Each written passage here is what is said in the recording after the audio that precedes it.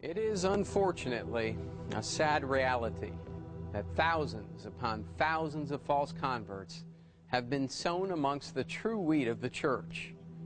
There is no denying there are large, unprecedented numbers of people within evangelical Christianity who are professing to have become Christians, but who in fact have not truly come to Christ at all.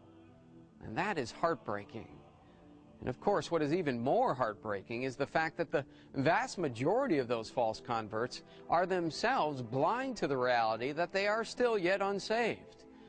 And here's the most disconcerting part of all of this.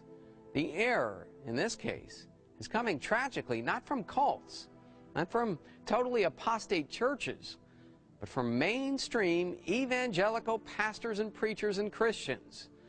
Pastors, preachers, and Christians who are selectively citing Scripture to present, of all things, an increasingly diluted, more broadly accepted gospel. And despite the fact that this is happening, very often unintentionally, make no mistake about it, it is happening in unprecedented fashion. As Bob DeWay wrote in his Critical Issues Commentary newsletter, an alarming convergence of theological and cultural trends in contemporary evangelicalism is pushing gospel preaching out of many churches. Even in Bible-believing churches, people are being asked to make a decision for Jesus without being told who Jesus is, what he has done, or why they need him. But in the Bible, it is God's glory and conversions through faith and by God's grace that are supposed to be the goals, not merely decisions.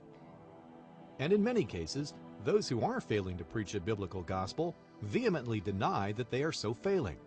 But by searching the New Testament to see what the true gospel is, how it was preached by Christ and his apostles, and comparing and contrasting that to the modern approach, we can quickly see for ourselves how more and more of contemporary evangelicalism does in fact fail to preach the gospel.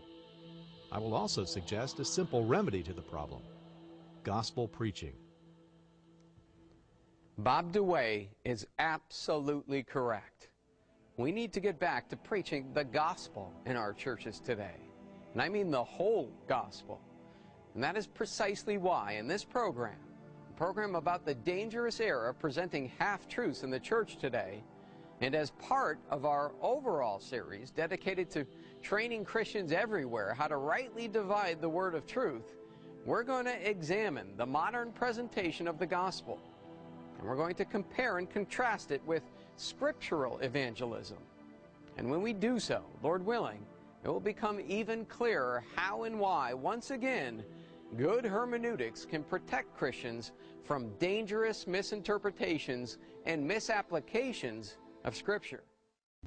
In their zeal to create converts, many, even very sincere pastors and preachers are selectively quoting only certain scriptural passages at their crusades, in their sermons, and during their altar calls.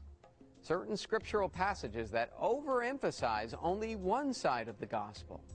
So things like the freeness of the gospel, for example, and or the grace and love of God, and or the atoning work of Christ for all who believe, and or really a limited number of other important facets of the gospel, are all preached in great detail and in passionate sermons, which of course, as topics considered in and of themselves, are not only very true and very biblical, but very appropriate doctrines to emphasize.